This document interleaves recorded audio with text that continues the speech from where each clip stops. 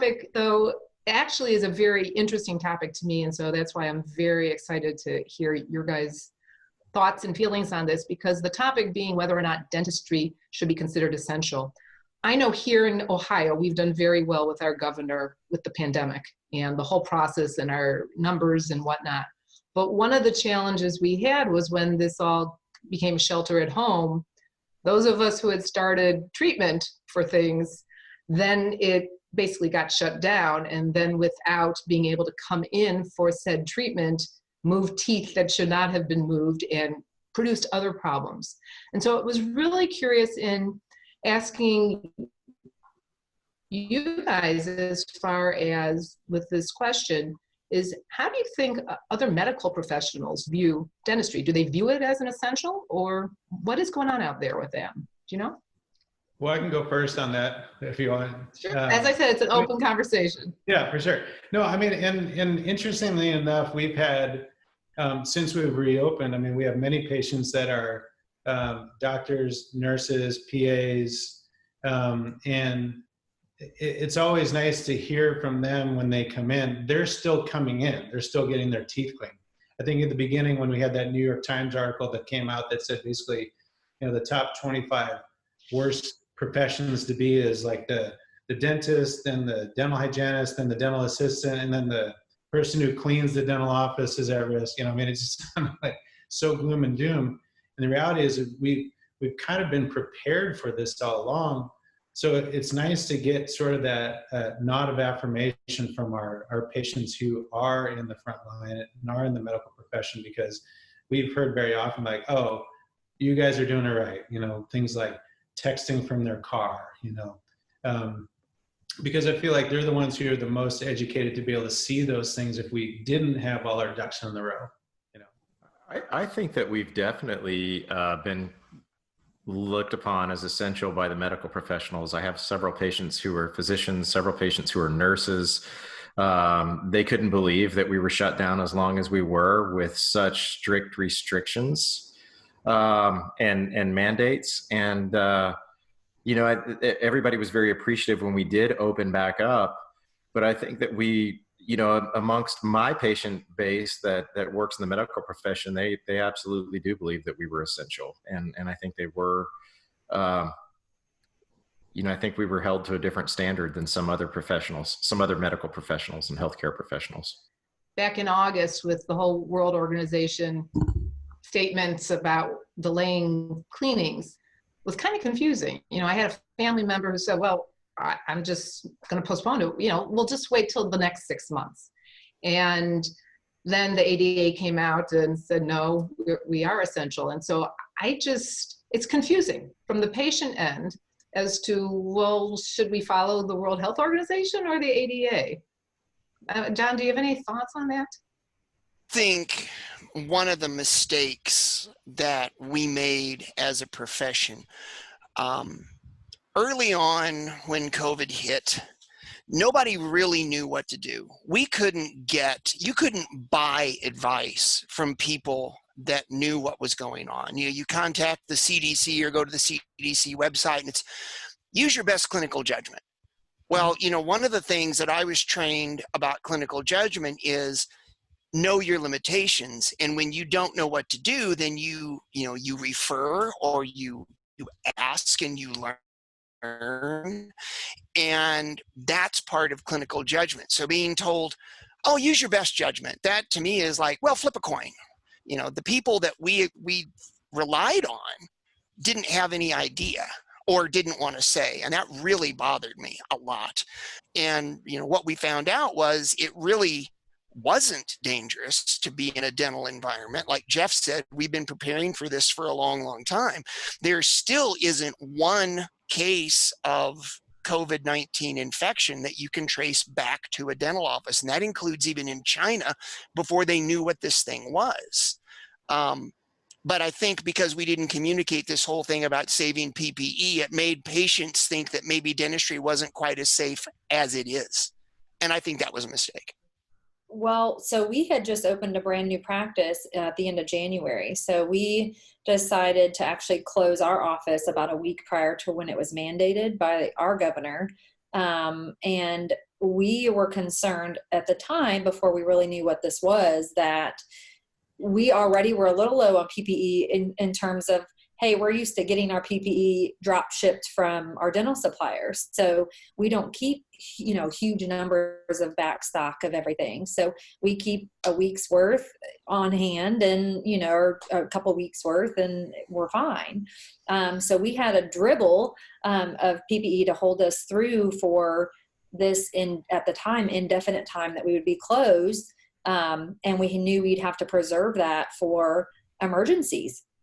We also had a lot of patients that were almost basically stranded in temporaries and in, things that we couldn't finish because everyone was being told it's not safe to come to us. So I think it was really misrepresented.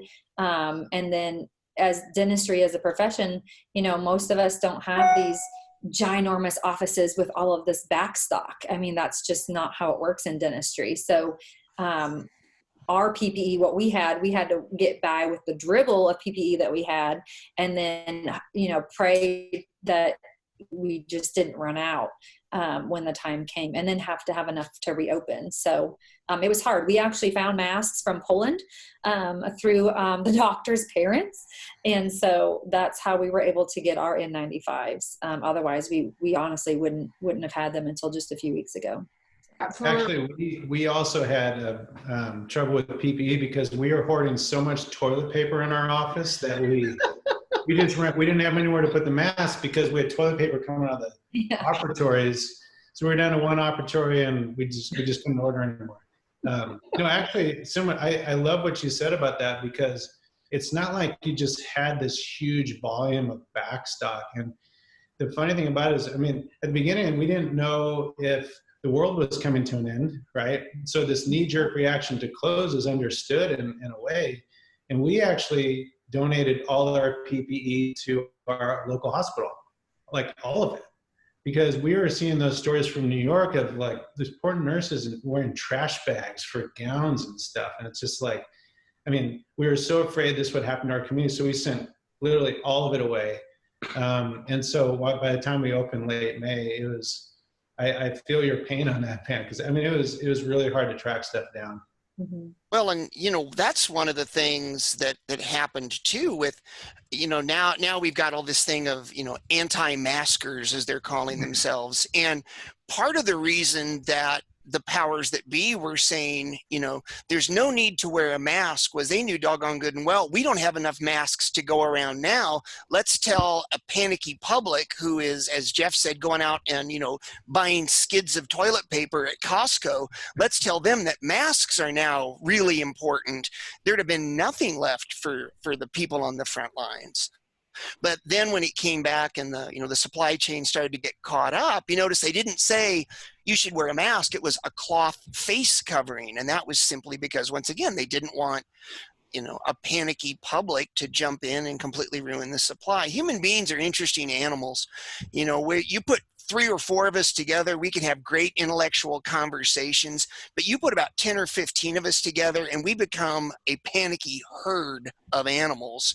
And whatever direction we think, the predator's coming from, we all run in the opposite direction.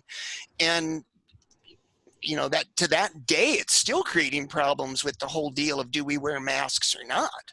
There for a while, there was a fear, I can't remember which country it was, but there was a fear that dentists and their staff could be called to hospitals to help triage these patients. And so even with that, there was this fear of, oh my gosh, if we get called to the hospital to help with triaging, we have to protect ourselves too. Mm-hmm. So we had to hang on to at least, a few of anything we could, because we had no idea at the time if we would be called in for this mass, hospital type setting. So true. Chad, let me ask you this. And you can call me the negative Nilly that I might be, or my husband would call me. With the flu season and with where things are going as the fall and winter are coming, and the concern that we might have a shelter at home or have to go through this again for a longer period of time, is that something that you guys are worried about as well, and what will happen with the dental practices? Or do you think we're past the point where that they would shut down the practices again? Considering there's a vaccine for the flu, if we get shut down for the flu, I'm done. It's definitely a conspiracy at that point. I honestly think we're past the shutdown. I think that in Texas, I think we shut down too early. If you look at all of the graphs, we shut down way too early. We went into panic mode. Does it mean we shouldn't have shut down? Absolutely not. But I think we should have given it another month, and we might be a little bit further along than we are right now. As far as us shutting down again, I just don't see it happening. I see it being extremely detrimental to not just the economy, but society. Anxiety, depression, suicide, financial loss, so on and so forth is just going to be escalated more so than it is right now. I mean, I find myself driving home every day going, this sucks. I mean, I want to go out to eat. I want to hang out with my family. I mean, I'm getting on a plane for the first time tomorrow. Praise God. I mean, this whole thing sucks, what it's done to people. So if they shut us down, I'm done. I'm going to just, parade myself through society and just keep trucking along, because as slow as it is right now, I've got to at least get some momentum going. No, and I think, if you look at why we shut down, the question is, again, we thought the world was coming to an end. We didn't know how contagious it was. Let's take every precaution. But to Chad's point, yeah, there's associated symptoms that go with that. Look what we're seeing across in terms of economic impact and families and things. But I think if there's one lesson that we've learned is we just don't know. I mean, where we're trying to position our practice in terms of cash flow, PPE reserves, and everything else is, I just feel like every time we turn around, something's different. Like in California here, every time, oh, okay, things are settling down. Now we have fire tornadoes, torching up half the state. So if there's anything I feel like we're trying to be prepared for, is to be prepared for anything and to be able to nimbly move into different types of schedules or reduce schedules or, different ways of patient flow or texting people from the parking lot and certainly keeping some more cash reserves in the practice so that we aren't just smacked upside the head in case we do close. In March, you would ask me, I'm like, well, yeah, we're going to keep this pace for another 20 years and I'm going to collapse, and then that's how I know I'll be done.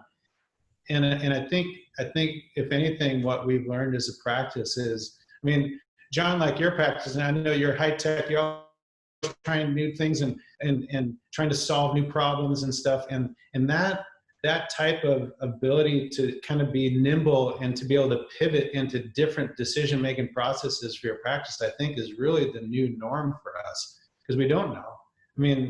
Who knows what will happen in the next election? Who knows what will happen with flu season? But if we're kind of ready for it all as much as we can, I think that's the position we've kind of taken. Yeah, I agree. The ADA, they were running all these, and I'm sure you guys probably got the surveys that came out every week, and they were asking, how many patients are you seeing? Or, are you open? If you're open, how many patients are you seeing? Are you paying your staff? All those kind of things. One of the things that was really interesting was, at some point in that survey process, they began to ask people, could you survive until June? With no revenue? Could you survive until July? And what they found, I don't remember when they started asking this question. I want to say it was either April or May, but when they got into, could you survive until August?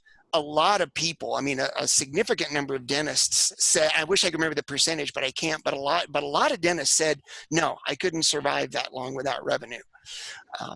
And if dentists can't survive that long without revenue, and we're pretty blessed to make a decent living, what does that say for the guy that's working at the car wash, or, the person that's waiting tables, or, the guy that owns the bowling alley, all of these things. The economy is such, a vital part of what we do, but there's another wave coming. in every pandemic, there's always a second wave, and the second wave is always worse than the first. So it'll happen. I just don't know how we're gonna deal with it. I hope the plan the second time around is better than the plan the first time around, because the plan the first time around was there is no plan. And that got us to where we are right now. And, and as I said before, I walked around my office, my staff got tired of me yelling, somebody tell me what to do. Somebody tell me, give me a decision tree or something. And, the only decision tree I got was right here, which really isn't much of a decision tree in this world. So. Yeah, I mean, we're kind of still coming out of it in Texas. So, there for a while we were like the hot spot. They said that we were the next New York. So, we're still coming out of it. I think we will see another wave of it. I think people are becoming a little bit more anxious just with flu season right around the corner. I hope that it doesn't turn into what it turned into in May and April. And, so I think there will be another wave of it. I think that out of all of this, though, in dentistry as a whole, we are coming out probably a little bit more well-behaved when it comes to PPE on ourselves. I think that we, as just like with anything, you kind of get a little lax, and, aerosols aren't as big of a deal. And, now we're a little bit more regimented, and we actually know that we need to probably be a little safer with ourselves. And so I think it was a good thing in some ways that we kind of got a little wake up call when it came to protecting ourselves and our team, just being a little bit more diligent with that. But I think we'll definitely probably see another wave with flu season. I'm not so sure about the vaccine. I feel like creating a vaccine within like 4 months is a little dangerous, considering we can't make that decision on how to even know what it is for 4 months. So, but even going back to the earlier question, from a patient perspective, so not a dentist or a medical person myself, it's just, I have never viewed dentistry with, and please don't be offended, but with my physical health. It just somehow I always viewed, because it's just different, that I never really put two and two together that, no. These things, this amount of money you're spending and the suffering you're doing is to be able also to enhance my regular physical health. And I think that there's a lot of patients out here who think like I think. They're just not putting the two together, that dentistry is, ties into your own physical health. And so I'm just curious for you guys, did you see when it came, like my family member who was going to just skip out on the 6-month checkup? I mean, me, I go like every 4 months, but are you guys seeing where your patients who normally would be coming in might be viewing the same thing, which is, oh, the pandemic's happening, I'll wait till it's over and I can come back in then, forget this parking lot waiting room business? Have you guys seen anything like that? I think that you hit on a really good point, and I just said this last night, so I'm going to say it again, that even dentists sometimes confuse their own selves with being tooth mechanics versus oral physicians. There is a huge connection between the mouth and the body, and it's all on us to educate our patients that there's that connection. And so, in our practice, we spent the past several years through social media and through interaction with our patients, educating our patients. And what I've found, and Pam, Jeff, and John, I'd love to hear what you've found, but I mean, our patients are just chomping at the bit to get back in. I saw a family today for the first time. I hadn't seen them since November of last year. And I walked in the room and I said, oh, it's my people, and they were just like, hey, we are so thankful and happy that you were willing to see us. Like, we've been dying to get in. And that's the reception that I've received by and large. And I'd love to hear other percentages, but I was trying to break it down. I would say less than 7% of our patients have been fearful of coming back. For the most part, they've been like, I've been waiting for this phone call. Thank you so much. I'm ready to get in. And it was really just a push through the phones for September, because October was going to suck. And everybody will tell you that, because that was the month that was hit the hardest, was April. Then October is going to suck. And now we're really seeing this big influx in October just by calling people. And we've been doing these care calls, and our patients have been really receptive to come back. So I hope the others are seeing the same thing, but it's been really a nice welcome from our patients. We had the same thing in Dallas area. We're in Rockwall, which is a suburb. And we had, I think we had so many patients that had major surgeries with us. We were, doing all on X, all on 4s. And we had patients that were like, when are you opening? I think we placed like 30 implants our first week back. I mean, it was just crazy because we had all of these huge surgeries that have been sitting there waiting, and they're, ready to get started, and they couldn't. So we, even in hygiene, I mean, I would agree that 7%, 100% agree. Because our patients were just happy to see us. It was our older population, late 70s and 80s, that for a while they wanted to come in some, and we told them, no, let's wait just a little bit, or bring you in really early in the morning, or, so we were a little more cautious with really compromised patients, but for the most part, everyone was just excited to come back.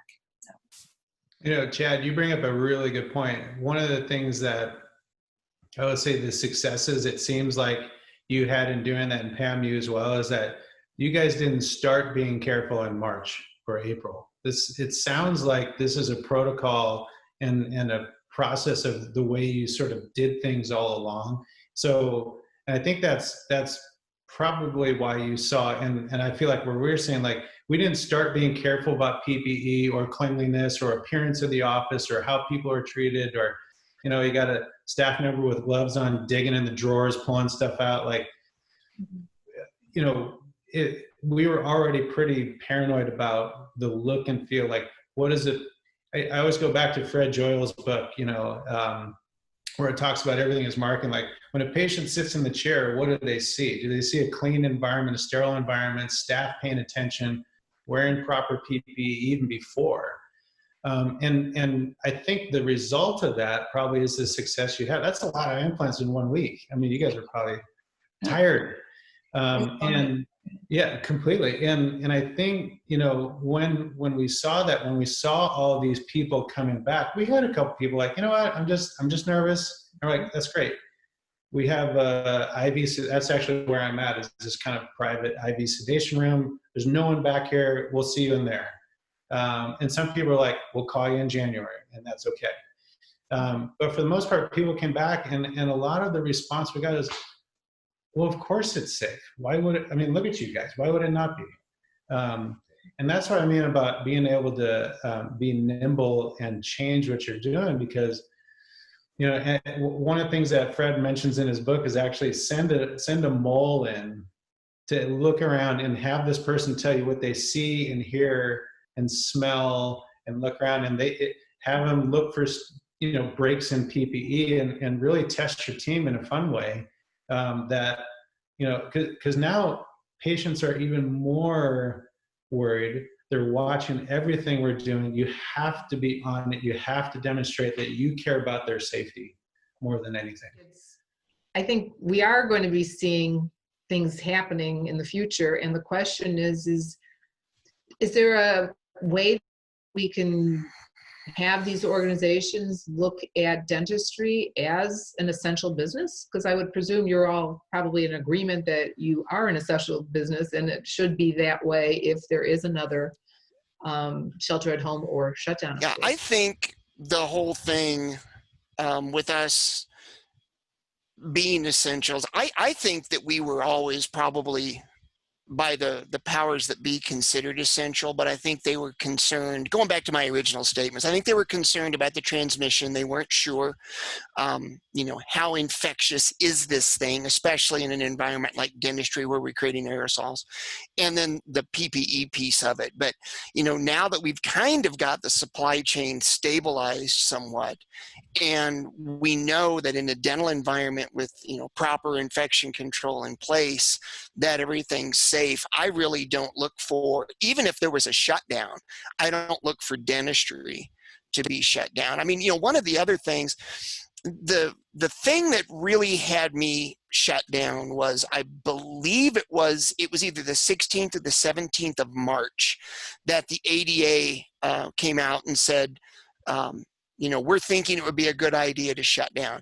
And then a day or two after that, they were having a press conference in the White House. And I remember the lady, I believe it's Director Verma. I believe she's the Director of Medicare and Medicaid Services for the federal government.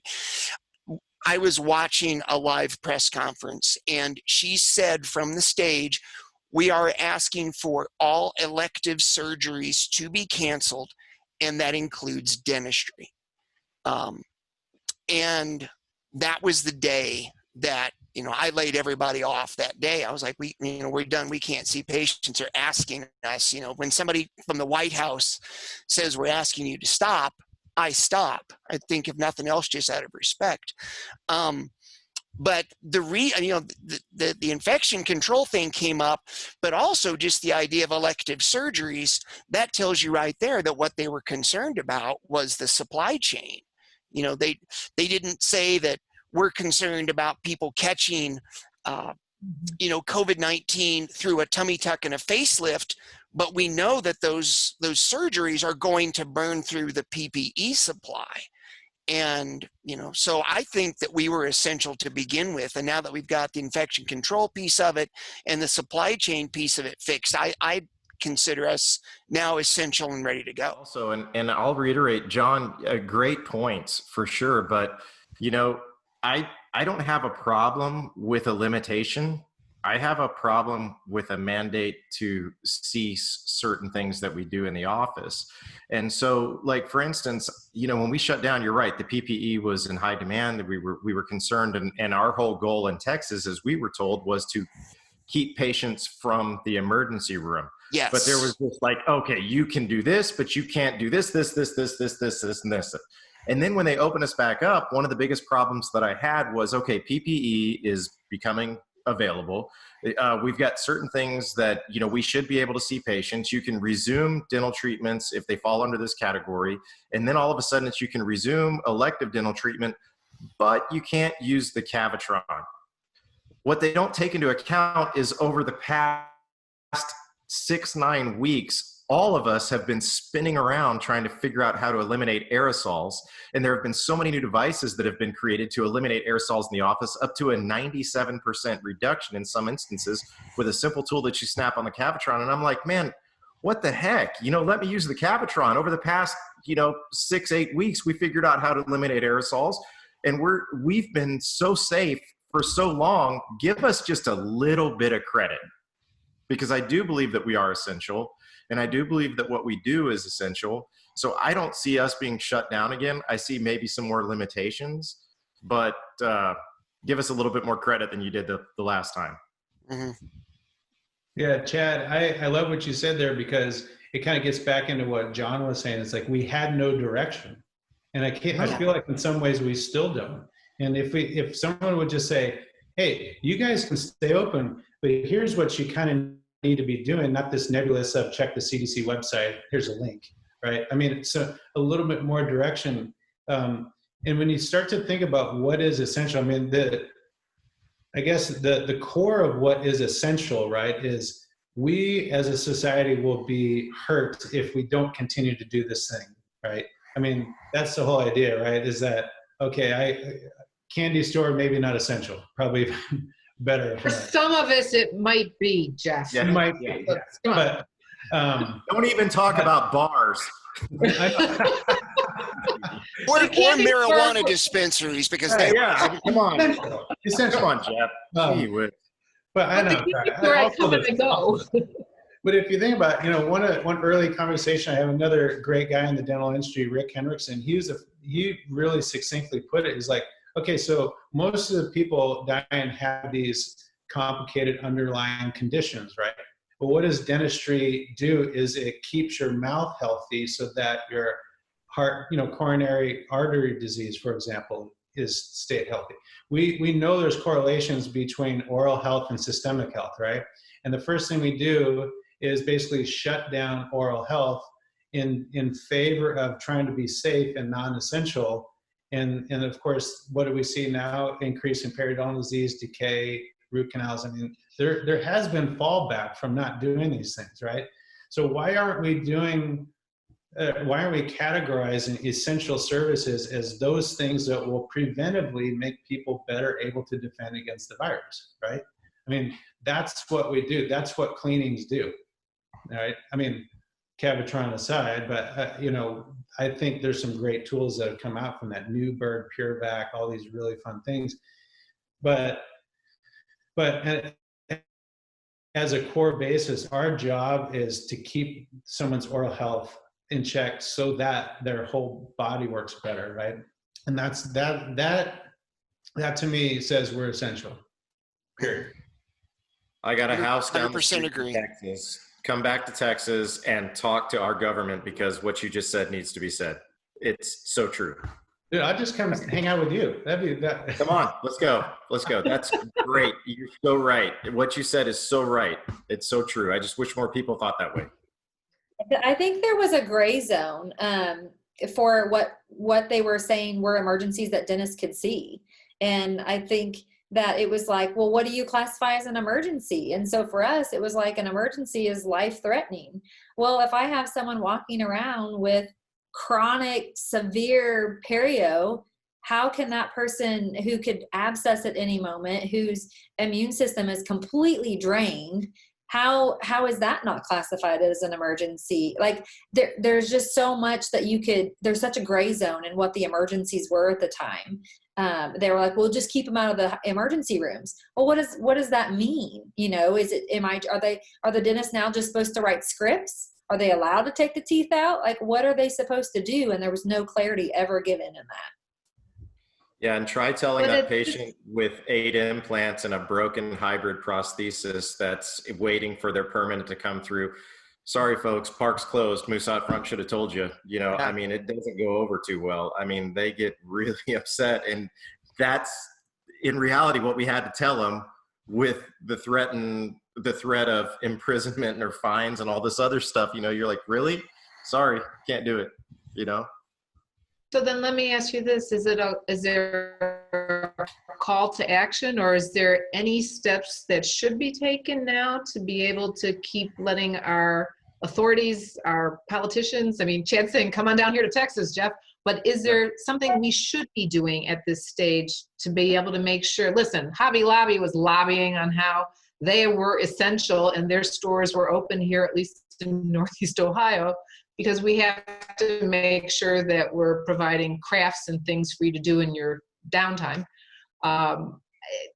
Don't even start me on that. But my point is there something that we should be doing that we're not doing to be able to make sure that as my internet connection is unstable, to be able to make sure that how dentistry is viewed in the future? I think that the ADA and the AGD have had 6 months, and hopefully they've done a better job than our local school system of developing a plan of action as to how they're going to lobby the state boards and the powers that be. And that's where it comes down from, because they are our voice in dentistry. John Fluke, Jeffrey Rohde, Pam Kovar, Chad Duplantis, we're not going to be able to get the ears of the politicians to make decisions or the state boards to make decisions. As a matter of fact, I don't want to, because that might draw attention to me. You know, I don't want them coming by my office either. But, you know, I think that we need our organizations that lobby for us to really develop a plan of action as to how the state boards and powers that be could implement something better than what we had before, because we were blindsided. Yeah, I was really impressed. The ADA had a press conference, a virtual press conference on Zoom, and they invited some of the people from the dental media to it, and it was a really good Q&A, and I was fortunate enough to be part of that. I was blown away by, they had their lobbyist there, their chief lobbyist, and what that guy is doing in Washington and the people he knows and, you know, the things that he talked about, I was very impressed by. But Chad, I do agree, where we're getting hammered is on the state level. And I don't know whether that then falls to, you know, the state dental associations or what, but I know that there have been all kinds of crazy rules and crazy, you know, restrictions put on by different states. And we can have a good voice nationally, but if that voice doesn't extend to a more local level, then, we just get hurt. I've been kind of lucky. We really haven't had a whole lot of craziness where I practice, but I've heard stories from other states and other people that I know of, silly rulings like, you can only have one patient in your office at a time, and the other patient must exit the office and like be out of the parking lot before the next patient can get out of their car and come in, and just things like that are rules that are made by people that don't understand infection control, that don't understand virology, that aren't epidemiologists, but it all sounds good for a soundbite kind of a situation, and we need to make sure that doesn't happen. Yeah, and I think that's probably to note that it's a state level problem. I would almost go more granular than that. We have more cases now in our county than we did back in March, but we were shut down like mad in March, right? Mm-hmm. Actually, the numbers were 0.001% were infected, not dying, like positive. Now, some of that's because we didn't have testing, right? But I feel like one of the ways we could do it is at least to our local county officials, at least, we don't have the power of the lobby of the ADA, right? But at least on a local level, what we've been trying to encourage and communicate is over like, well, let's look at your town. John, if your town's doing fine or your town's blowing up, the decision should not be the same as somewhere in Maine or Florida or San Diego, right? And I think that's where we could have a voice, is to let our local people know to actually judiciously put up some guidelines based on it's kind of like the threat level thing, right? Well, what's the threat level right now? And if we have virtually no new cases in 2 months, maybe we're not held to the same standard. PPE and office protocol, yes, but just as a town, maybe we are not held to the same standard as someone who's blowing up and not wearing masks and all the other things. I think we need to develop a chain of command that's visible to the general public and to the local and to the profession as well, because there isn't really a chain of command. In our state, Pam, it's the state board. Yeah. And the state board is directed by the governor, who really doesn't know much about dentistry. He has to know a lot about everything, and unfortunately you can't know everything about everything. But we need a chain of command that we can follow and know exactly where to go to. To your point you're making, Chad, is what I hope this brings about for our industry as a whole. This chain of command is this idea of kind of concise leadership that is also ready to pivot in light of new information as it comes out, so we can make educated choices for ourselves too. 100%. And I also think, to take it one step further, the ADA doesn't need to just lobby the government. They need to lobby the WHO and the CDC as well, because if the WHO comes out with a statement and the media runs with it, then the patients and the general population don't care who it comes from. It's like, oh, the dentist is, can't go to the dentist. Who just said so? It was on NBC or ABC or Fox or whatever. That's what they just said. I'm not going. And so we need the ADA to lobby those people as well, and even add OSHA to the mix. Help us out a little bit. I think there's a lot of work that needs to be done over the years, and I have faith that they'll do it. It's just going to take time. Well, and on that whole WHO story, it was 24 hours, and the ADA had a statement of, we respectfully disagree, which I think was probably as close to give me a freaking break as they could say, without ruffling too many feathers. Got a voice. But the thing was, John, you're absolutely right. But that didn't make the news. Maybe in a couple areas it did, but it didn't make as big a news as the WHO statement did. And it was up to us to come back to our patient population and said, whoa, put on the brakes. The ADA holds more weight in our practice than the WHO does, and this is what the ADA's response is to that. And we did get a couple questions on it, But the one thing I will say about all of the doom and gloom and fear stuff, though, is I've had many patients over the years, whenever one of these doom and gloom stuff comes out, they'll come in and they'll say, I saw this, or I read this, or I heard this, but I know that you wouldn't do that. You wouldn't be a part of that, or you wouldn't inflict that on your patients. And I think that's the way a lot of our patients feel about us. Is it's a little like politics, where everybody says don't reelect anybody, don't let them stay in office, and yet everybody gets reelected because they all say, yeah, they're all a bunch of liars and crooks, except for the person that's representing me in the Senate. They're okay, or whatever. And I think a lot of times people are like, yeah, dentistry's fearful, or dentistry can be gloomy, except for Dr. Rohde. I mean, I go in there and they always take such good care of me in that office, that kind of a thing. And so I think sometimes people will come in and maybe ask questions, but I think the majority of people, they know us, they trust us. What average medical appointment, I think, is like 7 minutes long. Average dental appointment is like 38 minutes long. They get to know us on a personal basis a lot better than they do anybody else in healthcare. And I think that helps us a lot. I agree. But what I'm hearing from you guys, to kind of tie this all together and then to give you guys a chance if you have any closing comments, is that what would be helpful as far as in going forward, whatever forward is going to look like as the fall and winter come along. As the new normal approaches, whatever that. Yeah, well, we may now have the new normal, whereas before we couldn't predict anything. So, but we're farther along now because of, all that has been learned in the last 6 months. But pretty much you're looking for leadership coming from both the ADA, the national level, as well as the local level, because as you said, Jeff, different communities have different needs. Yep. So I am not involved with the ADA in any way. It's not that I don't want to be, I just never have. I feel that we need them now more than ever. I think that we need a voice in dentistry. I have always paid my dues. I will continue to pay my dues, but I guarantee you that we need to have a voice and we need to provide them with what we want. So speak to the ADA and let them know what we need. Let our voice be heard and let them speak for us in return.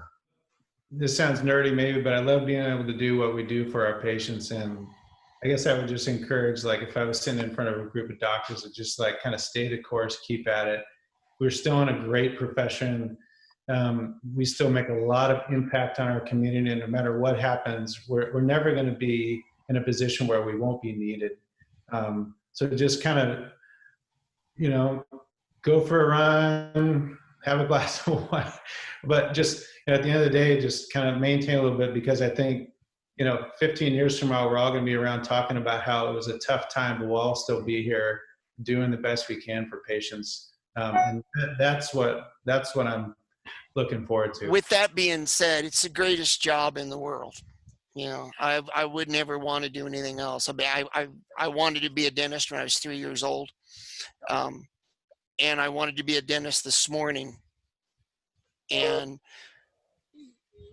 that's the greatest gift. You have people that trust you. I'm at that point now, where I'm seeing kids of the parents that I originally treated. I had a young man in yesterday who's 24 years old, and he said, it dawned on me this morning, you're the only dentist I've ever seen in my whole life. And, that's a tremendous honor and a tremendous trust that people put in us. And it's still the best doggone job in the world. Steve Jobs said, if you look in the mirror, you don't like what you do, then change it. Every morning when I'm brushing my teeth, I love what I do. And that's what I would tell Jeff, that I agree with you. I was in front of a bunch of people. I would tell them, hang in there, good times come back around. The old thing of, bad times don't last, good people do. It's a great profession. And you have, such a tremendous impact on people's lives. Don't waste it. Live every day. Dentistry is a calling. That for the most part, your team has been called to it. Dentists have been called to it. It's a calling, and it's something that across the board, everyone is there to help and serve others. And so I always say, do good and good will reward you. And, just keep doing good to your team, keep doing good to your patients, and you'll live a very fulfilled life and have a great practice. So. And let me tell all of you from the patient perspective how we don't often get the opportunity to sit in on a coffee clutch like this and to hear this type of a discussion. So thank you for the privilege for allowing us to do that today. But also to just, John, I just can't begin to tell you how hearing how much you love what you do, to be able to hear a dentist, sorry guys, we put those dentists up there with doctors on the, pretty high up in our priorities of, good people we would like to emulate and work with. But it's just inspiring to hear how much all of you are committed to what you're doing and helping with patient care. So thank you for coming tonight, and thank you for participating, because I've learned an awful lot. Thank you. Thank you for the honor to be here.